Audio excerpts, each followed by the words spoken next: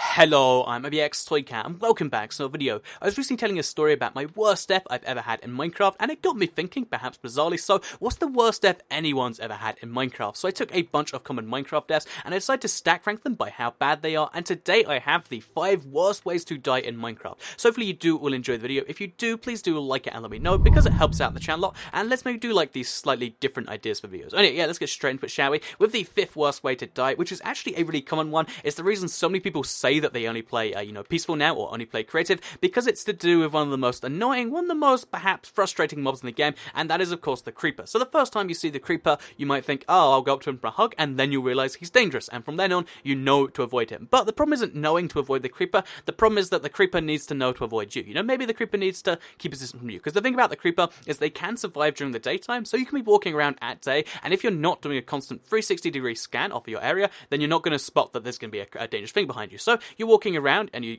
sit down and you're like, oh, I'm going to enjoy that beacon. Maybe I'll have a snack off a golden carrot. You're eating your golden carrot snack, and then suddenly before anything else, you're just instant dead. There's no warning. You might spot the tiniest fuse sound if you have your sound up. You might spot, the tiniest pitter-patter if you're on gravel or note blocks or something, but for the most part, it's just a sudden death that you can't really avoid. So on the frustration scale, it's gotta be like one of the highest things, because it happens reasonably often, and there's pretty much no way to avoid it. However, the thing that makes it okay is if we go back to our death site, like you'll see over here, it's actually not so bad, because most of your stuff will survive. Like, almost 100% of the time, your stuff will be just fine, and the reason for this is unless there's 2 creeper explosions, the first explosion won't blow up your stuff, because it kills you and it explodes the ground at the same time. If there's 2 creeper explosions at the same time, which is much less rare, much more rare, basically that's going to be really annoying, because some of your stuff will blow up, and it can even blow up mob drops, which has happened to me on some crazy runs, but still, for the most part, you're gonna, be fine when a creeper blows up. It's gonna be really frustrating for a little bit, but then you get your stuff back, you just have to reorganize your inventory, be like, oh, this was over there, and then so on and so forth, and you're fine. So, yeah, that's that right there. The 4th most annoying death in the game is actually to do with fighting the hardest mob in the game, which seems about fitting, because one of the things about this mob is if you're not prepared to fight it properly, which, I guess a lot of people aren't, so we'll go somewhere away from spawn. Is up here going to be fine? Up here is going to hopefully be fine, and if it's not, then we'll realize later. But yeah, basically, you're fighting the whip boss, and you're like, yeah, I'm ready to do this, we're going to fight him so hard. There's quite a few ways to die, all of which are, are just as annoying because of the way they involve happening. So, the first way is if his first explosion, which happens when his health bar fills, that can kill you from some serious distance. Like, even if you're just like viewing distance, that thing can kill you, so run away from that, or it will just get you. Like that, I mean, it got me all the way from there, and that was just his first attack. But even if we ignore that first attack, the reason this death is so frustrating, even if it's just skulls or like after a hard fight, is because while you're gone, he's going to be just doing his own thing and perhaps regenerating the slowest bit. But the thing that makes it so annoying is the fact that when you want to get back to get your stuff and get back into the fight, all the armor that you need to survive his attacks and all the weapons you need to fight back are going to be slowly being destroyed by him, and he's going to be attacking you while you do that. So, oh, there he is. He's looking out to sea for some reason rather than looking at me, which is nice. So we put our armor on, and now we can go in for the fight, right? And we go back in for the fight, except he's going to fire these things over and over again, and while he's firing them, anything we left on the ground is going to be destroyed.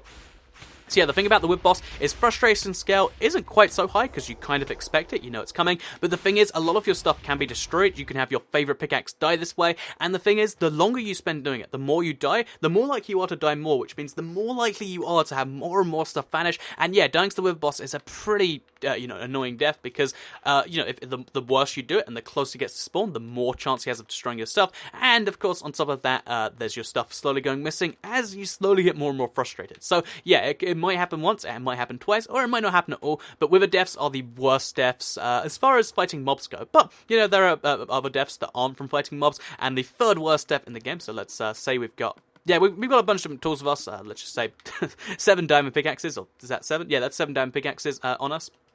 So we have 7 diamond pickaxes, because they all have... Oh, 6, sorry. Because they all have different enchantments, right? And we're going to take these to the Nether with us, because we need to mine some Nether ore that's around here. And the thing about the Nether that makes it the worst spot for deaths is there's so many things that can kill you, and every single thing that will kill you in the Nether, bar maybe like, some of the mobs, and even then they can knock you into other stuff, can cause some real issues. So let's say you're hit by a ghast. There's no ghast in here, because it's a cave, but that's nice. You're hit by a ghast, and then you die in that fire, and then you die in the hole it creates. A lot of your stuff is going to land in fire, and as we all know, when stuff lands in fire, it doesn't survive too well. Let's say you fall in lava. Even if you make your way out of lava or something like that, a lot of your stuff will fall in there. Let's say you just fall down. Let's say we fall right down to here. That's going to kill us. And what's going to happen is some of our stuff, so it's going to be frustrating because it's like, no, not in the Nether, not in the Nether. So we have to run back to the Nether as fast as we can with no stuff, or, maybe with just our, secondary set of armor. You're running back with nothing in there to protect yourself from all the dangerous threats again.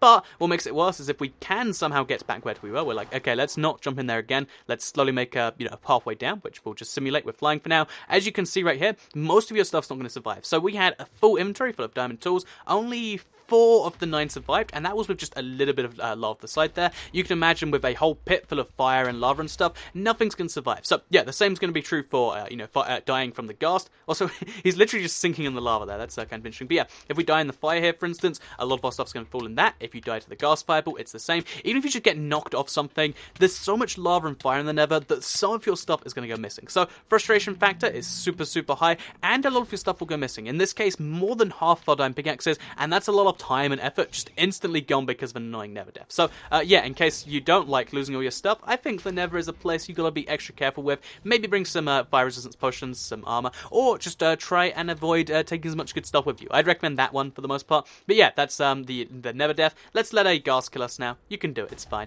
And yeah, oh, apparently you can't do it. Okay, there we go. Okay, you can do it. I believe in you. There we go. So, that's all our stuff gone now. Let's move on to the second most annoying death in Minecraft. And you might be curious as to what that is. Or if it's the death that you've had that you're like, why has he mentioned this? So, the second worst death is going to have to involve us imagining something here. So, imagine that what happens is, we're playing a PvP game. Factions is something a lot of people play where this happens. But any form of PvP where, you can die, but then come back and then try and fight again. So, you've got your diamond tools that have taken you hours to get. You've got your diamond armor. You've got all this stuff you need to fight, and you're going for a fight with someone. Somehow, or maybe they're just better equipped, they win that fight, and it's really frustrating because you thought you could win, you couldn't. And it's not just bad because you lost a really important PvP fight. It's not just bad because you lost your armor, which, by the way, every single thing you have is going to be gone. It's bad because he's going to pick up your stuff that went missing. So he's not only going to pick up stuff like your important like food or like your weapon and stuff. He's going to pick up everything valuable, and that means that some of your stuff will survive, but all the stuff that survives is the stuff that he thinks is going to be the least valuable. And this isn't where things get bad, because that you might think this is a lot like the other stuff. The thing that makes this so bad is the fact that if you go to fight this person again to get your stuff back,